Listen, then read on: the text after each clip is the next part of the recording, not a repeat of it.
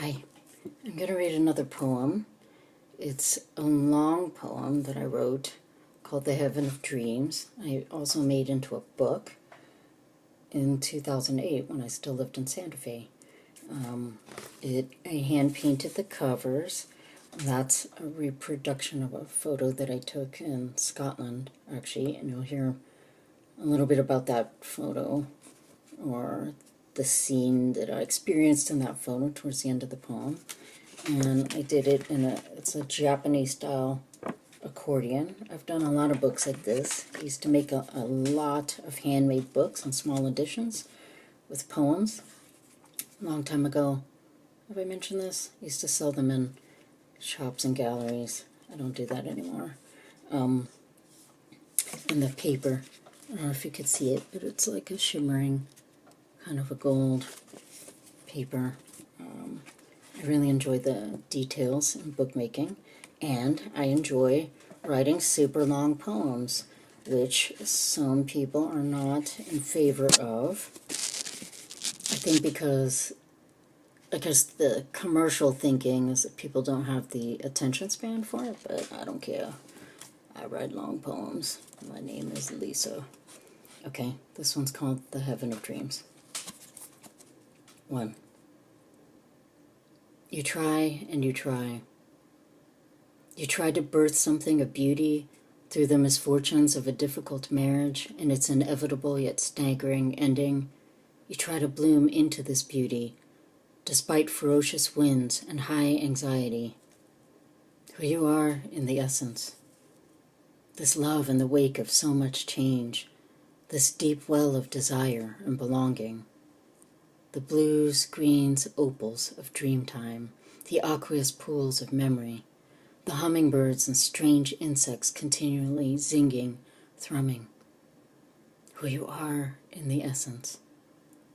You want to pull it through from the dream realm, into time and space, through your crown and into your awakening body, and wanting it seems to make it so.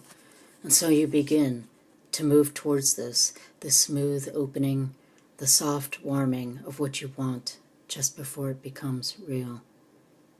The luminous shapes in the garden, the floating stillness of things that sift and orb in the light, a fluttering, an opening, wings, wings. A wish whispered into the ear of someone very safe. Breath, paleness, forgiveness, ease. What you know is this. Your only job is to be very clear. 2.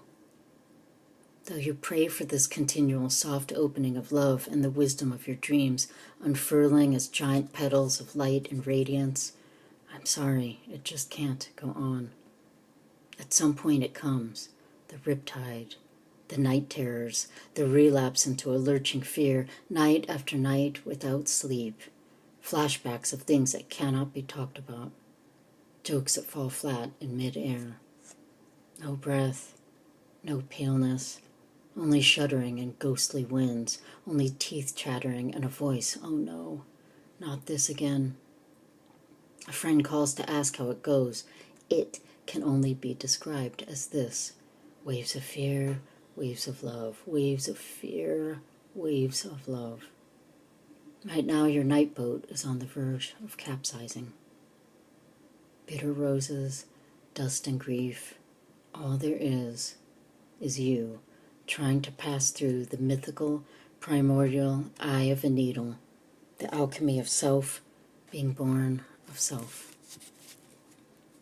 3 weeks go by, maybe a month, and one morning, a Monday, without fanfare, without signs, it lifts. Oh, the tiny birds. The heart once again fragile and full of poetry. Shards of light streaming through the morning window speak to this renewed clarity. Coffee, first thing, tastes good again. When you wake, you are aware you are bringing pieces of the dream state back with you.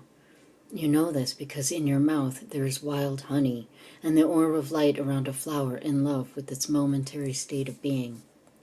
You are dripping with it. You're shimmering in it. You know it is a delicate thing, this bridging of two worlds, and one of them is the heaven that lives inside you, that you carried back with you wordlessly on your solitary boat. It is precious. It is almost indescribable. Who can understand this? You say the word God and people recoil in rhetoric and terror. You say nothing.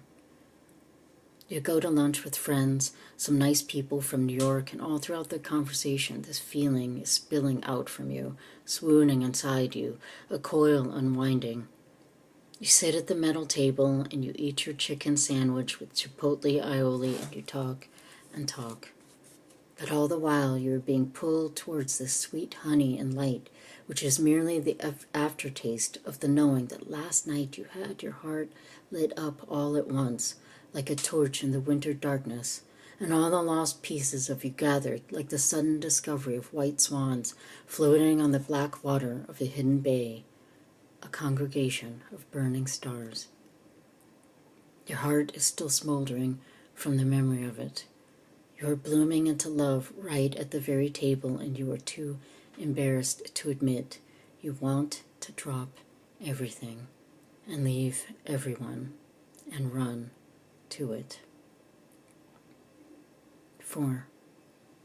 All you know is this. The next morning and many mornings afterwards, there is a literal ache between your shoulder blades, where your night wings must have been. You do everything you can to remember and keep remembering.